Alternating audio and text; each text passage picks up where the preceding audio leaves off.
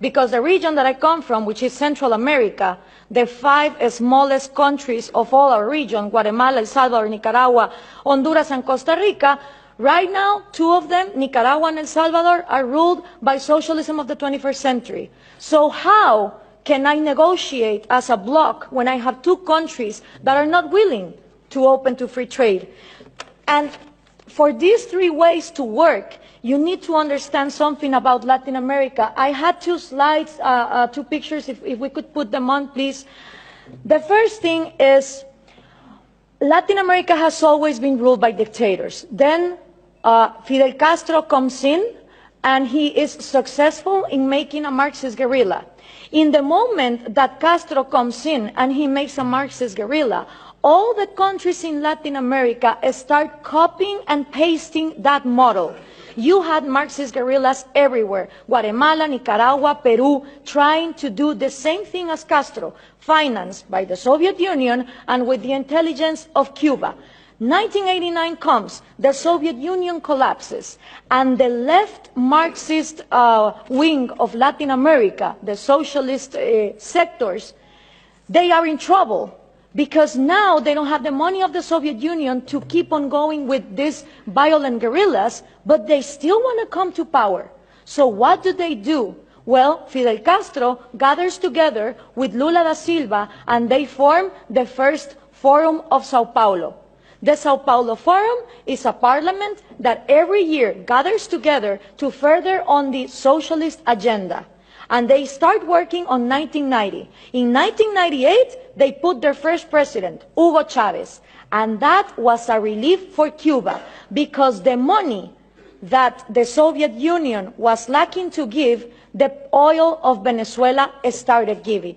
And now that the oil prices are coming down, they are hoping for Colombia to advance on the agenda to give FARC, the Marxist guerrilla drug dealer of Latin America, places in power. If this happens, we're going to have the first narco-socialist government, which will mean that the money of drugs, it's infinite.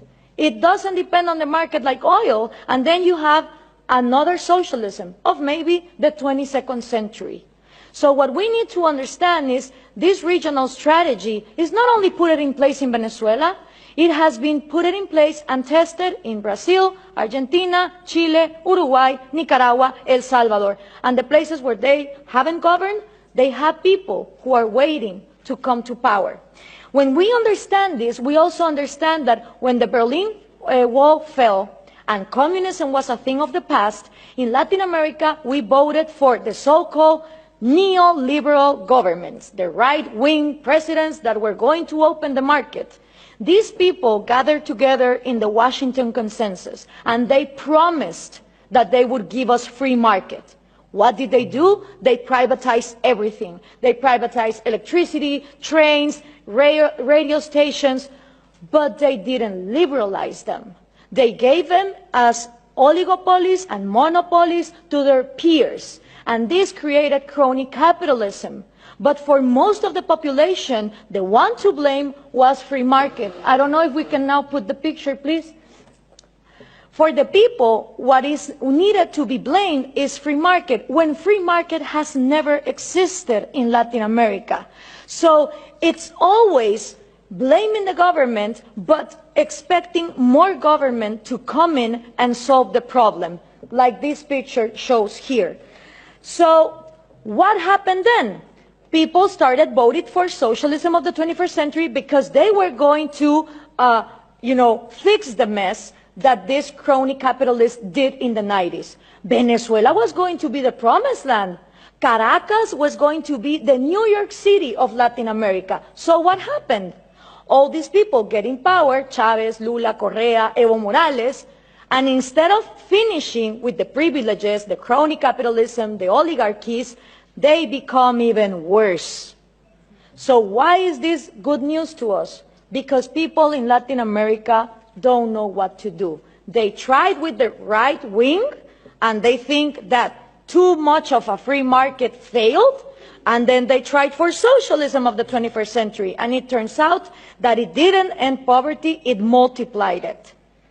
So right now, it's a great and excellent opportunity for people like us, for people who really defend liberties and freedom, not only economic liberties, but also individual liberties. Because in a moment where there is frustration to the left and to the right, and everything has been tried, and all of them are statists who want to control the economy, is great news for people like us who want to defend freedom. The examples given here from different regions of the planet demonstrate that freedom works. So what we need to input from Europe to Latin America is the right messages. Those messages include that Scandinavia is not socialist, that we need trade more than aid, and in order for institutions to follow up, it's not about material equality, it's about equality under the law and the rule of law. Thank you very much.